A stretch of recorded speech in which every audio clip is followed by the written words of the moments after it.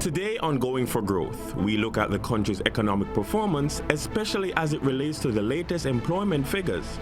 Plus, which sectors showed the best results for the April to June 2023 quarter. Stay with us.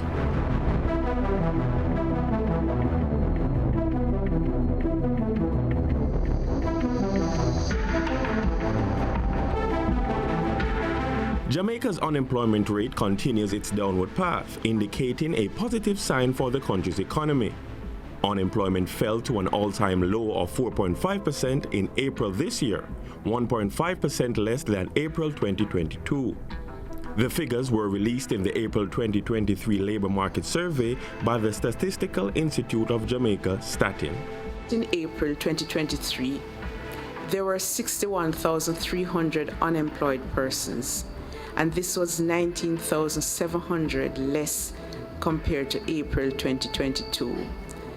This was influenced by the fall in the number of unemployed females. The male unemployment rate was 3.4%, while the unemployment rate for females was 5.7%. The survey also shows that the number of employed people increased by 43,300, pushing the total to over 1.3 million. Celebrating this achievement, Prime Minister Andrew Holness says this puts Jamaica closer to full employment. This is the best news that our economy can have. It means that our economy continues to expand, but what it really means is that more Jamaicans have income. It means that more Jamaican families can do much better than they were doing before. We are building Jamaica.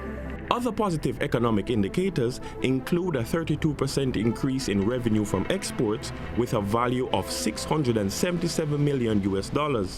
This is for the January to April 2023 period. Most of the earnings came from domestic exports, specifically in the mining and quarrying and the agriculture industries. Improved performance in the tourism and mining industries contributed to an estimated 1.5% growth for the economy for the April to June quarter this year. The increase in more people being employed was also a factor. For the mining sector, activities increased by 163% to become the major contributor of the 1% growth for the goods-producing industry. Meanwhile, tourist arrivals for the review quarter stood at 705,031 visitors, an increase of 14.2%. Total visitor expenditure increased by 19.7% to over $368.7 million. Those figures were released by the Planning Institute of Jamaica, PIOJ. The outturn for the review quarter largely reflected increased capacity utilization in the mining and quarrying industry, the continuation of the growth momentum in tourism-related industries, increased demand spurred by higher levels of employment, as well as increased business and consumer confidence relative to the corresponding quarter of 2022. The progress reflects 9 consecutive quarters of economic growth and demonstrates the government's fiscal discipline and strategic approach to creating an environment for infrastructure and social development. The figures also look good for the January to June period, which reflect economic growth of 2.9%. The services industry grew by 3.5%, while the goods-producing industry grew by 1%. The industries which were estimated to have recorded the largest increases during the first half of the year were mining and quarrying, up 137.7%, hotels and restaurants, up 18.5%, other services, up 11.4%, and transport, storage, and communication, up 6.1%. According to the PIOJ, further growth is projected for the July to September quarter. For July to September 2023, growth in output is anticipated to be within the range of 1% to 2%.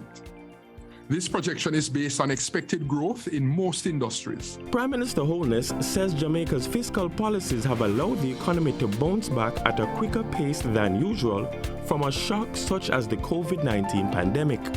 It's the first that we have had a shock. Yes, we have had a fallout, but the recovery has been so fast and rapid. Still, Jamaica and other countries are dealing with a serious increase in inflation coming out of the pandemic. But that too is heading in the right direction. In the meantime, the government is addressing its impact through the public sector compensation review and overhauling of the PATH program to reach more people in need, and through initiatives to drive skills training and employment among young people. Government policy is not merely focused on economic statistics. At the heart of it, at the core of it, it's about how the economy serves people.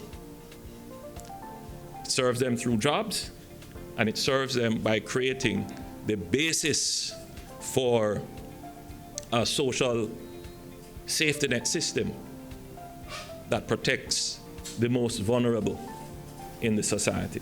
And so, as the economy continues to grow, it increases the capacity of the government to provide necessary public goods and services such as healthcare, education, and social protection. It also sends a positive indicator to investors that Jamaica is a good place to do business.